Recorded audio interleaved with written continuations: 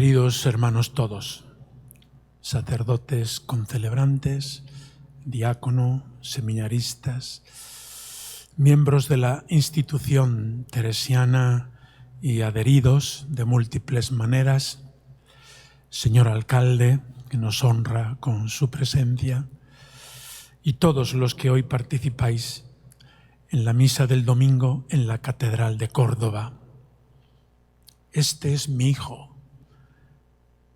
Una voz del cielo presenta a Jesús como el Hijo único, el Hijo amado. Escuchadlo. Hasta que no descubrimos en Jesús esta profunda dimensión de su divinidad, no hemos conocido a Jesús del todo. En este segundo domingo de Cuaresma, camino hacia la Pascua, Dios nos presenta a su Hijo único, Jesucristo, a su Hijo amado, y nos manda que lo escuchemos, que le sigamos. El tiempo de Cuaresma es tiempo de preparación para la Pascua, y en muchos momentos de la Cuaresma se nos invita a la penitencia, al ayuno, se nos invita a despojarnos de tantas cosas que nos estorban. Pero en este segundo domingo se nos pone la atención en el centro de nuestra fe. El centro de nuestra fe no son unas prácticas, por muy buenas y necesarias. El centro de nuestra fe es una persona, Jesucristo. Y no una persona como tantas de la historia.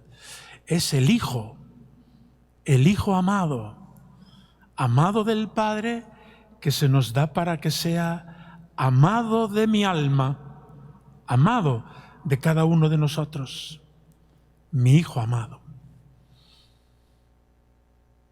La palabra de Dios está como muy trabada y bien compuesta en este segundo domingo. Escuchamos en la primera lectura el sacrificio de Abraham, nuestro padre en la fe, modelo de creyente, y no solo para cristianos, sino también para judíos y musulmanes. Abraham, modelo de fe. Sabemos cómo vino al mundo este hijo suyo, hijo único, hijo amado, Isaac.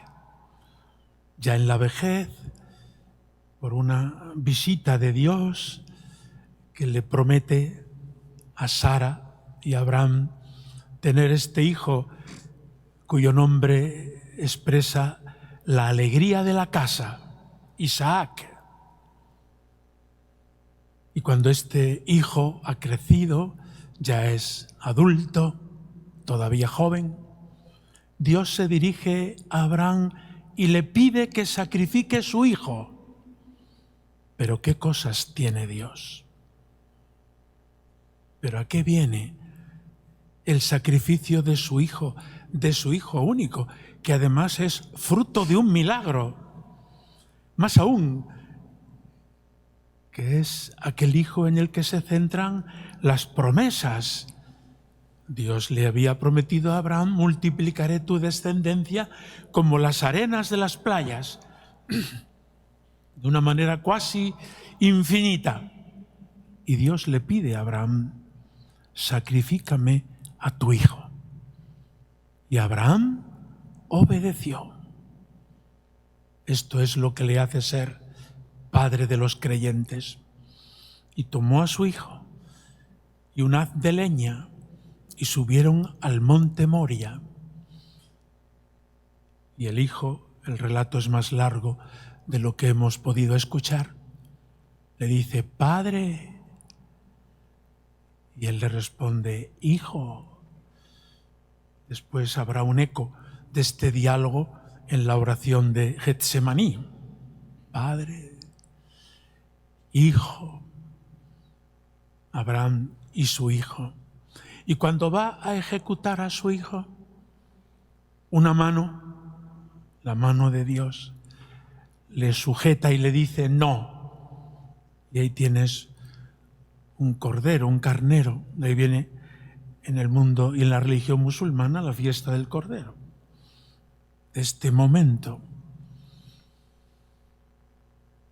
Y por no haberte ahorrado, por no haberte reservado a tu propio hijo, yo te bendeciré, como así ha sido en la historia de la humanidad.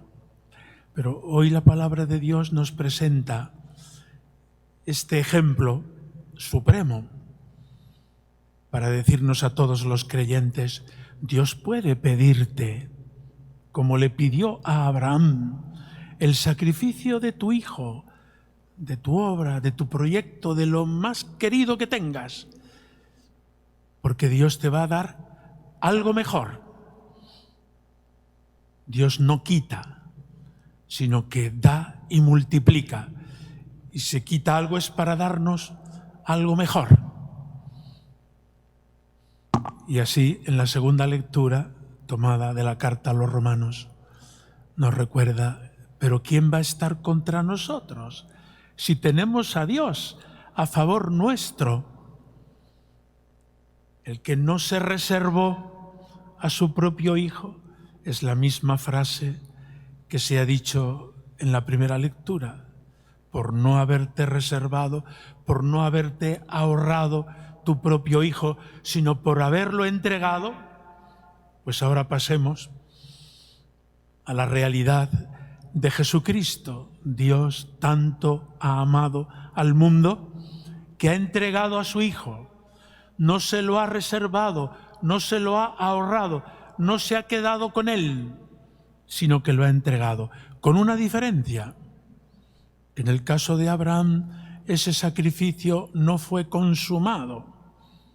Fue un sacrificio espiritual, pero no se realizó de hecho. Y en el caso de Jesucristo, el sacrificio se ha consumado.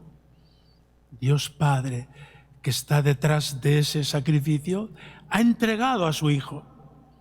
Y lo ha entregado por un amor más grande que el de Abraham. Por un amor grande a su Hijo y por un amor grande a todos los que van a ser hijos en el Hijo. Si Dios está con nosotros, ¿quién estará contra nosotros? El que no se reservó ni siquiera a su Hijo, sino que lo entregó a la muerte por nosotros, ¿cómo no nos lo va a dar todo con Él? El momento de contemplar esta realidad en el tiempo de Cuaresma. Si Dios nos lo ha dado todo en su Hijo, ¿por qué tenemos miedo de que nos pueda faltar esto, lo otro, lo de más allá? Si Dios lo que quiere es que le entreguemos todo nuestro corazón, como ha hecho Abraham, como ha hecho Dios con nosotros, que no se ha reservado ni siquiera a su Hijo único. ¿Y cómo no nos lo va a dar todo? Nos da su perdón, su misericordia y todos los bienes que necesitemos, espirituales y materiales, para nuestro propio sustento y para la vocación a la que somos llamados. Y aquí viene el pasaje de la transfiguración. Cuarto misterio luminoso que rezamos en el rosario. La transfiguración del Señor. Nos dice la liturgia de hoy que Jesús subió al monte, a un monte alto, con su círculo más íntimo, Pedro, Santiago y Juan, y delante de ellos se transfiguró. ¿Qué sucedió? Pues que Jesús hizo o dejó traslucir en su carne y en sus vestidos su propia divinidad. Este es mi Hijo amado, dice Dios Padre desde el cielo, hasta el punto que Pedro quedó satisfecho y lleno de gozo. ¡Qué bien se está aquí! qué bien se está con Jesucristo. Qué bien cuando entendemos cuál es nuestra vocación, cuál es el destino definitivo de nuestra vida. Estamos llamados a ser transfigurados, transformados, divinizados, plenamente humanizados. Es decir, ser una prolongación de la humanidad de Cristo, traspasada y transfigurada por su divinidad. Él es el hombre perfecto y así quiere Dios Padre hacernos a cada uno de nosotros, llevándonos a la plenitud. ¿Y por qué y a qué viene la transfiguración del Señor en este segundo domingo de Cuaresma? Porque vamos camino de Jerusalén y allí el Hijo del Hombre, el Hijo de Dios Jesucristo, va a sufrir la cruz, el tormento de la pasión, va a morir. Y Jesús quiso anticipar la meta definitiva, que no es la cruz, sino la gloria. Y anticipó en la transfiguración el día de la resurrección, cuando ese cuerpo de Cristo que quedó destrozado en la cruz, y así lo vamos a contemplar de nuevo este año en los días de la pasión y de la muerte, ese cuerpo ha resucitado, ha sido transfigurado, transformado. Ese cuerpo es el que recibimos en la Eucaristía, el cuerpo de Cristo. Y respondemos, amén. Este cuerpo glorioso, este cuerpo que ha sido taladrado por los clavos y traspasado por la lanza en la cruz, es el cuerpo glorioso de Cristo que se nos da en la comunión. Por tanto, todas las prácticas cuaresmales, la oración, escuchadlo, el ayuno, privarnos pues de todo aquello que nos estorba, incluso de lo necesario, y la limosna, la caridad, la solidaridad, todas las prácticas cuaresmales tienen este objetivo, parecernos a Jesucristo. Y Él nos anticipa de esta manera cuál es el destino de nuestra humanidad. Cuando San Juan de la Cruz, en el libro de la subida del Monte Carmelo, va explicando con todo detalle, nadie ha explicado como Él en qué consiste, y ha desmenuzado, en qué consiste el despojo y el desprendimiento del corazón humano. Pero cuando lleva unos capítulos se detiene y se pone a hablar de la unión transformante con Jesucristo para decirnos, ánimo, en este camino, en esta subida del Monte Carmelo, en esta noche oscura, en este despojamiento, la meta es parecerse a Él, dejarse transfigurar por Él.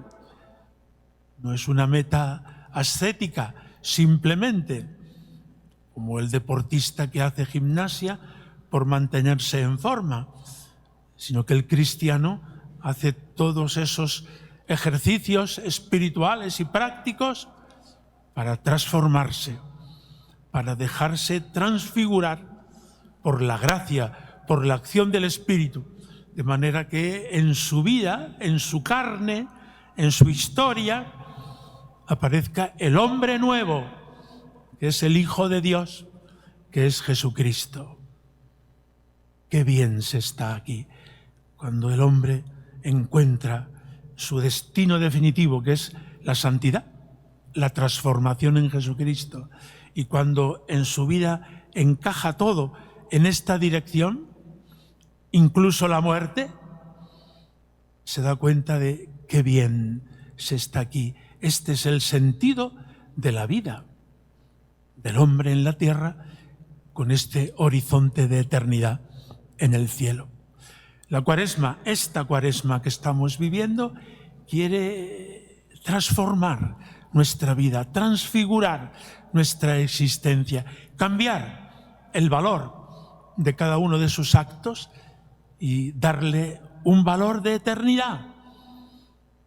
los trabajos, los amores, los sufrimientos, todo lo que vivamos tiene un sentido nuevo, vivido en Jesucristo, tiene un sentido transfigurado, porque el que no se reservó ni siquiera a su propio Hijo, ¿no nos lo va a dar todo con Él?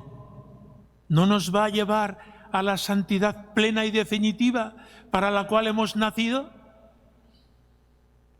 Vivamos, por tanto, la Cuaresma en este tono de esperanza, de entusiasmo. La palabra significa Dios en nuestro corazón.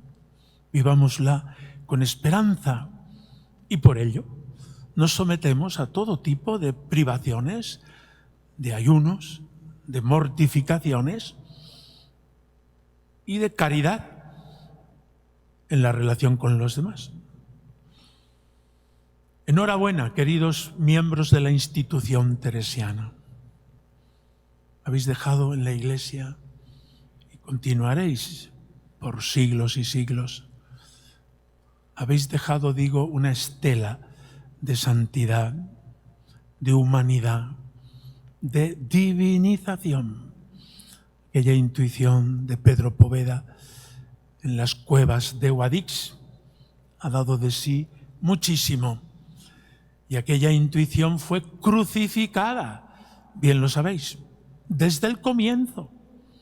Y fue ofrecida y fue vivida como una ofrenda, como el sacrificio de Abraham, que Dios ha multiplicado de manera indefinida y abundantísima, pues por toda la Iglesia.